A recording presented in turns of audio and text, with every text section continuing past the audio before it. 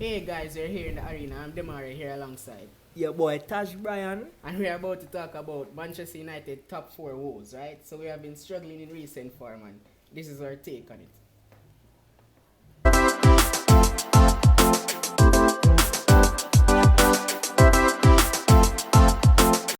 So alright guys, let's get in the first order of business. But before, remember, get us to 200 subscribers. Alright, so Manchester United, relegation teams have taken 12 points from us.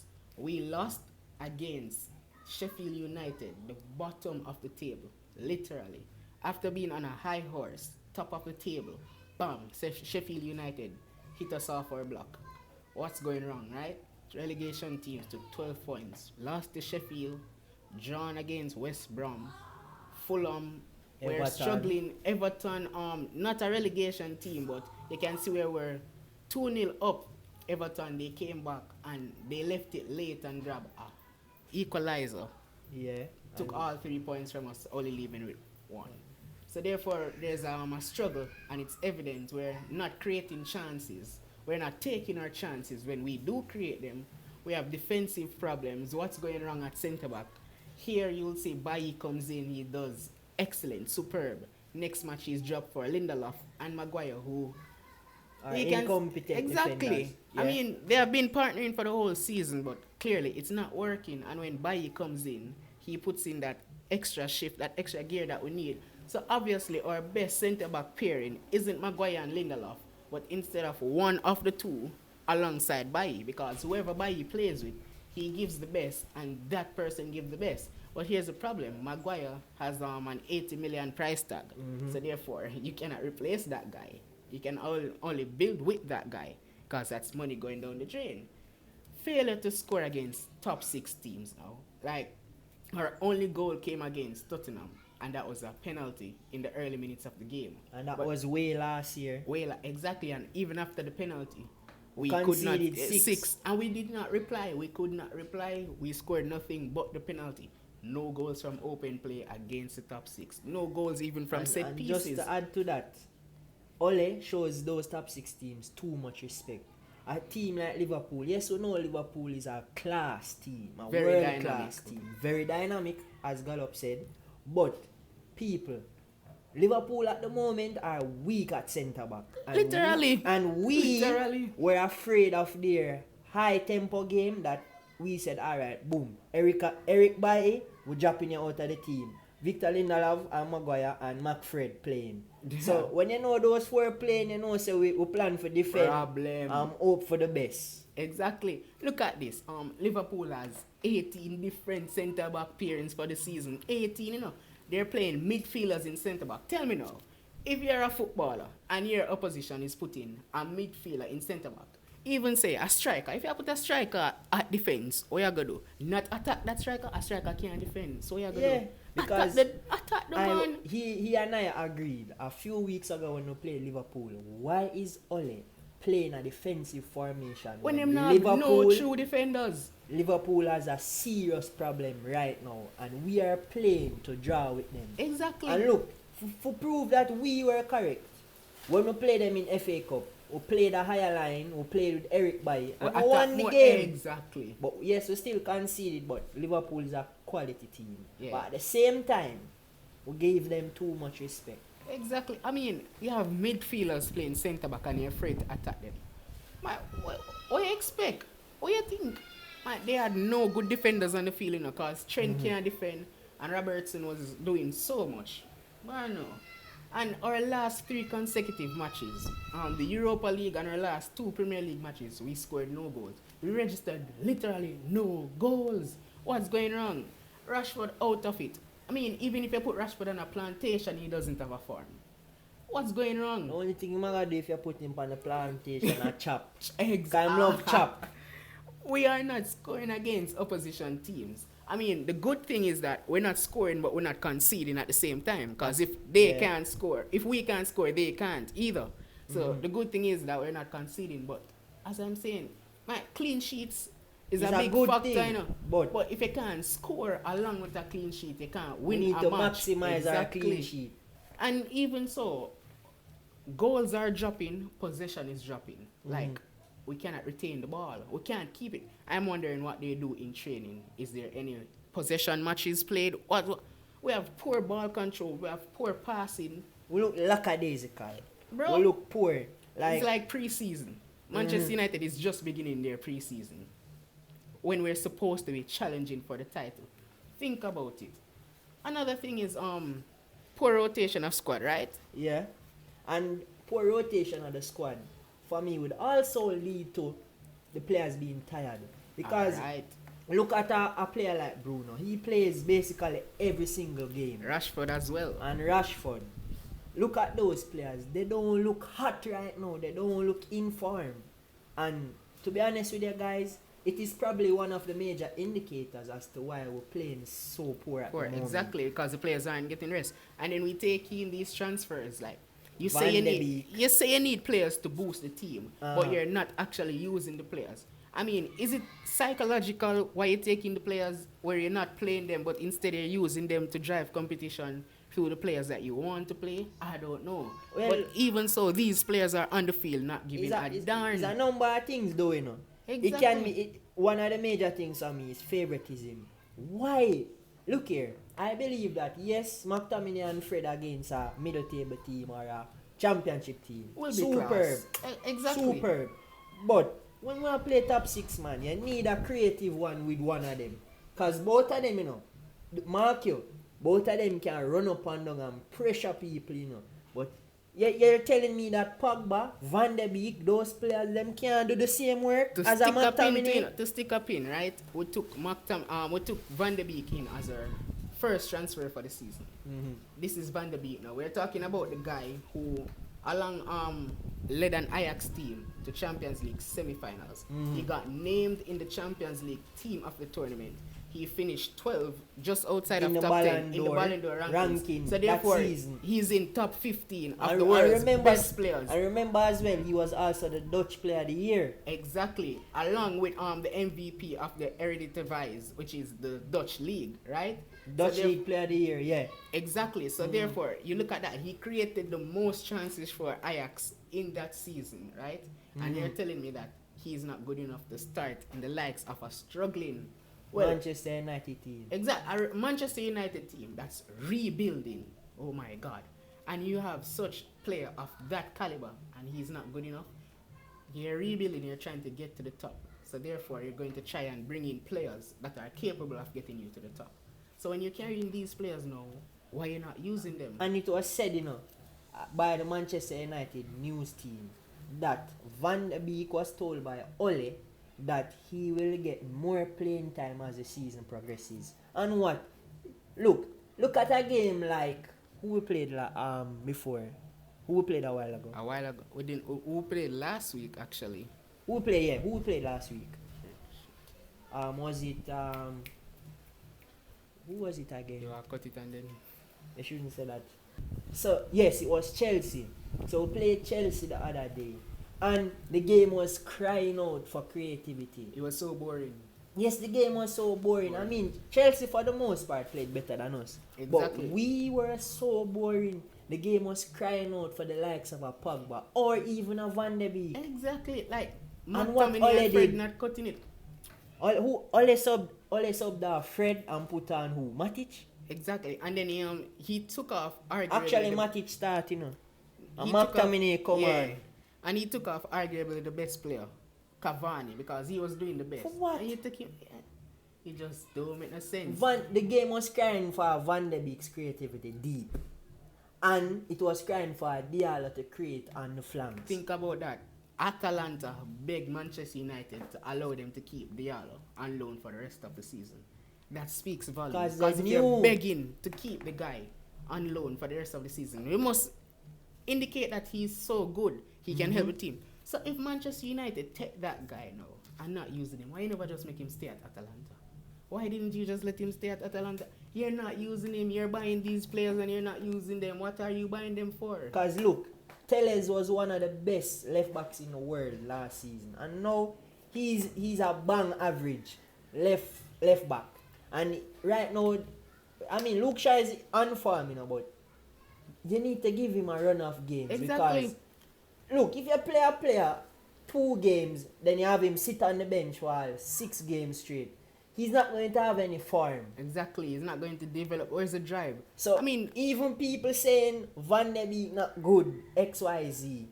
Van de Beek is not getting playing time exactly, to be a good player. Ole said that Van de Beek need to adapt to Manchester United. No. My issue is, what is he adapting to? Is he adapting to the weather or is he adapting to the matches? Because if you don't play the football, how is he supposed to adapt? If you're not playing him, how am supposed to get used to the league? How am supposed to do this? Exactly. Like I was saying, alright. Him for be he should be one of the first names on the team sheet when you're having a FA Cup or even like you're playing a Newcastle or what them name Sheffield United. He should be one of the first names on the team sheet. And we're not discrediting we're not discriminating any Manchester United players, right? Mm-hmm. But other than Cavani, there's no player in the team that is an out and out striker. And there's no player in the team that has won more than Van de Beek has won. So therefore, how can you put him on bench and allow others to walk over him? That's disrespect, blatant disrespect. I mean, Van de Beek, I respect you, bro, because you have so much patience, so much pride. I mean, you said you wanted to come to the club. It's a dream club. So I understand, but at the same time, boss Adine and listen. Tell them pressure the manager. Exactly. Pressure the manager. Because right now, Danny, Manchester is crying for your creativity. I know a lot of people saying Scott McTominay, but look, I believe it should be either Scott or a Danny or a Pogba. So what I'm saying, if you play Scott McTominay, Pogba or Danny have to be in partner at the pivot. Exactly. Same thing if you have Fred. It can't be both of them. Exactly, because they add little to nothing to the game. I mean, McTominay will pop up every now and then with a goal.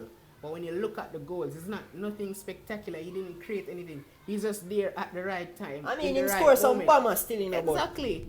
That's sheer chance. Be honest. You have to be real. I mean, he's just in the right place and able to strike the ball at goal. Right? So, and most of his goals are from goalkeeper errors, just as the one from Everton where he scored that header to put us up 3-2. I mean, that was a clear slip, but at the same time, you can't say excuses, because if you're a professional, you should go on that field and be close to flawless, right? And you know the next thing too with why Manchester United is struggling to maintain the second spot, and possibly we fall down the table, because Leicester playing right now. We're not sure if they're winning or not. Yeah, but if Leicester wins today, they'll go above us. But here's the thing. Manchester United have the derby tomorrow against Manchester City. So we need that to draw. Exactly. We need Leicester to draw, actually.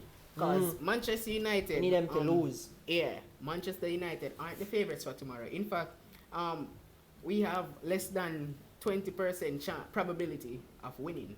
So therefore, City with a clear 80% chance of winning. Guys, just get prepared to watch Scott McTominay and Fred starting tomorrow. We can name the starting 11. Lindelof and Maguire. We can name the starting 11. I mean, De Gea is out because his child. Congratulations, David De Gea. I mean, you got your first child. But De Gea is in Spain right now because of his wife's delivery. So therefore, Dean Henderson has to play in goal. But I'm pretty sure it's going to be the average. Luke Shaw left back, Maguire and Lindelof centre back partnership. Wan-Bissaka. McTominay, Fred in midfield. Bruno at the pivot. Rashford, left wing. Probably put Dan James at right wing, we don't know. And then Cavani at the point. And even so, that's debatable, because even though Martial is not on form, Martial has preference. He's favoured by Ole. Exactly. So don't understand. And just to go back on track, guys. So I want to address one more thing. Why Manchester United is having issues as well. Because we need to think about, does Ole really have a system? When I look at Klopp, when I look at even Thomas Tuchel, he likes his defense solid. Exactly. And he plays a possession game. Look at how Chelsea plays now. Exactly. Possession. Even the relegation teams, because you look at Parker for Fulham. Fulham is now having a style of play as well. He has a style of play. They are dictating the games. A small team. It's just quality beat them. The quality and money. I mean, if some of these teams have the money to spend, Oh God, it would be so much havoc. Even Steve Bruce have a better system than Ole. You can call the Steve names Bruce manage Newcastle. If you don't know who me I talk about. in terms of quality, in terms of how you play, how you dictate the game. I'd say Leeds United is ahead of Manchester United. All out Tactically. attack. Exactly. Well, it doesn't work all the time, you know, that But tactic, at at least you they are can going- identify. exactly. They have something You that can't they... identify a game of play for Manchester United. There's no style. The only thing I see us do is soak the pressure with And then- those incompetent centre back and then counter because Exactly. we're deadly on the counter. And But that's the just a next thing textbook too- tactic. And you know the next thing too, Ole kind of stifle that system, so to speak, you know, because if you have McTominay and Fred, you have them so deep, them clustered with the centre backs, you leave a whole gap behind Bruno. Exactly. That's why I say we need a Danny Van de Beek or a Pogba with one of those guys because you need a man who can split the line. And we don't have nobody who can split the line. So, that for me is a major issue. We don't have no system. I don't business with anybody want to say out there. I cannot identify a system of play. Neither can I. If it is counter-attacking football, fine. But if there's a system where you can say, oh, Ole plays high press football, I would tell you that's a lie. Exactly. And to stick in a pin, right? We said that McTominay and Fred can't play together. I mean, McTominay has some good stats for the season. But when you look at it, Van de Beek has better stats than Fred and has played way less minutes than Fred. Even Van Dijk play more than Van de Beek. Van Dijk, who has only played football for 1.5 months, have more minutes in the Premier League than what Van de Beek has. Think about it. With only 233 minutes played in the league, Van de Beek has a goal and 2 assists. What does Fred has? No goals and few assists. Van de Beek scored our first goal of the season. So you're telling me that if he had played so many matches, he wouldn't have scored or contributed anymore? I thought Come Van de on. Beek could have played in that Crystal Palace game. And Could have. Crystal Palace will play last still cause. Yeah. And Drew and Chelsea. the Crystal Palace and Yeah. Drew. I mean, we couldn't even avenge the starting of the season defeat, right? And you're telling me Van de Beek is not good enough to play against Crystal Palace relegation team taking points from us again. Think about it. Yeah, and next thing too, we just talk about system, the tactics sport too, because especially in-game tactics. Because alright, so for example, we start with a McFred and a Maggie and Linda. Alright, that Maguire and Linda love. So Yeah. yeah, suppose to have that now. As I said, the game was crying for creativity. Nothing there. No, if him decide to put on Danny, how much time him give Danny for play? 3 minutes. But Danny can win in 3 minutes. Exactly. As an athlete, you can't even warm up in 3 minutes. So you're going to do enough. What Danny can do in 3 minutes. And most times when Danny come on, the team up man the ball game. Exactly. I mean, So Danny can't do nothing with the ball and then everybody gonna say, oh, Ole shouldn't have subbed Danny on. exactly. And And when you look at it, Danny Van de Beek is one of the most intelligent footballers when it comes on to football at Manchester United. I mean, his awareness is sharp, his passing, the precision, everything. He knows where to play the ball, where to get it, his movements, off the time run, everything is good. And he's not slow with the ball either. He's up with the pace of the Premier League. And you know the next thing too? You see, alright, you see even Tellez. Yes, we're saying Tellez is a good backup. But what I'm saying is, Ole not even identify. If you see if he made have a system, he would have said, well, today we play Luke Shaw because we're playing at Chelsea and Chelsea. Exactly. You know, and then him say, alright, next week we play at Newcastle, drop on Tellez. And you know Exactly. Tellez is a man that will string the ball over the top. So you just Exactly. put him on in those high pressure Even games. so said, right? There are some teams when you know that, alright, they're poor defensively, so you need to go all out attack. Yeah, drop You on won't need a Tellez. defensive left back, put on Tellez. Right? I remember say all Diego Dalot. there's no variation. Manchester United at the moment is in a right back crisis. Wan-Bissaka, I think his legs are very tired. Yeah, he's our next player that plays almost every match. Not every. And then everybody is saying, hey, Wan-Bissaka is not good as last season. He's But we have to going on a remember, guys, that Wan-Bissaka, he plays every every minute. single match. our in every cup. our only backup right back, right? Or We sent him on loan. Why? Diego Okay. Dalot. We sent him on loan, and here's the reason why. We want the likes of Brandon Williams to come up here. But he hardly plays. And exactly. If you want to That drive go back the to youth squad into, rotation. exactly, you want to drive the youth from the academy into the Premier League. You want him to adapt. Okay, play the guy sometimes. Play him in the FA Cup matches. Play him in the EFL Cup matches, right? Play him against relegation teams. See what he can do. Southampton wanted to offer a loan deal for Brandon Williams. And they we declined. said no. We said no. But yet, What are we doing? that's what I'm saying. Something just, I don't understand Ole at this moment. Look, you guys knew I'm not an Ole outer, but you guys know he's an Ole outer. But what I'm saying, guys, I'm not saying that Ole shouldn't leave, but I say we have to ride out the storm till the end of the season and see how it pan out. Alright. When it reach the end of the season, I'll make my decision whether I'm an outer or make him stay at the club. But what I'm saying, hold on, sorry, I cut you off. What I'm saying, I'm so confused with Ole.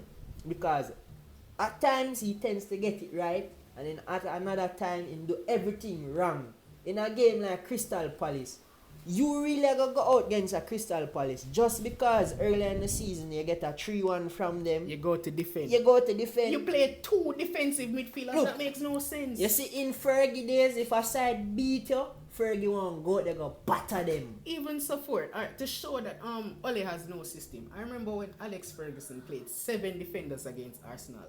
Yeah. And still win. He won 2-0. Fergie said, if you beat me the last time, we have battered the second time. And he played with 7 defenders, 7 defenders, and still was able to create chances, get 2 goals, get a win, right? Come on, guys. You're playing Crystal Palace, a relegation team, and you're going out there with 2 defensive midfielders, right? Another thing I want to put across to you, you're like, Ole needs to see off the rest of the season, right? Chelsea and Frank Lampard. I'm pretty sure the Chelsea fans were like, give Frank Lampard time. He has a new squad. He's adjusting with the squad. Frank Lampard is a Ole 2.0. Sorry, exactly. Chelsea fans. But look at that. Chelsea got rid of him. Chelsea got rid of him because he wasn't giving them what they want. Football is not a job of emotions.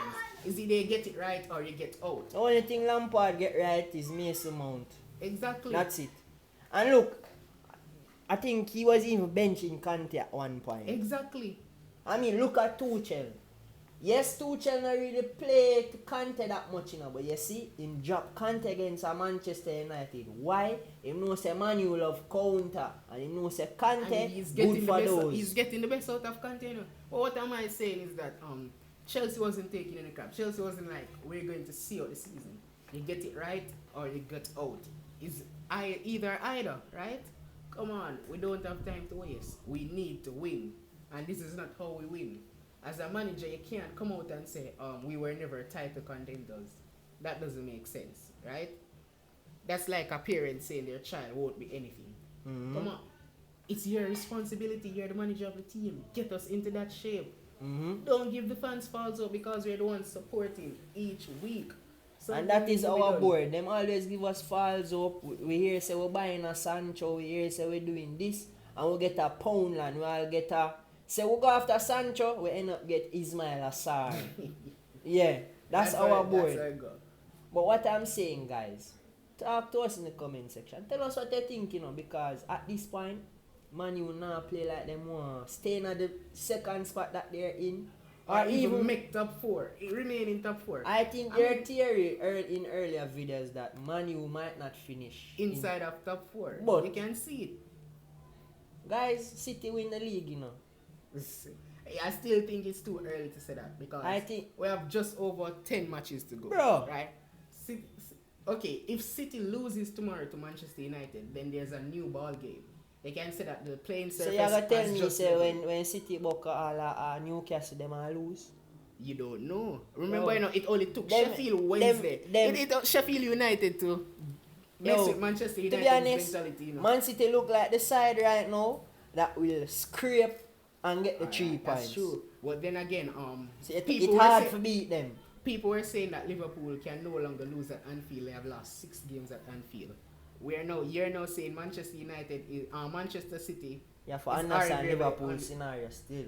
Yes, I mean, there's no excuses in football because last season when every team was facing injuries and Liverpool were on that high horse, I didn't hear the fans say nothing about excuses. Mm-hmm. So guys, just like, share and comment to the video. Get, Get us us to to 200 200 subscribers please. by the end of the month. So guys, we are out.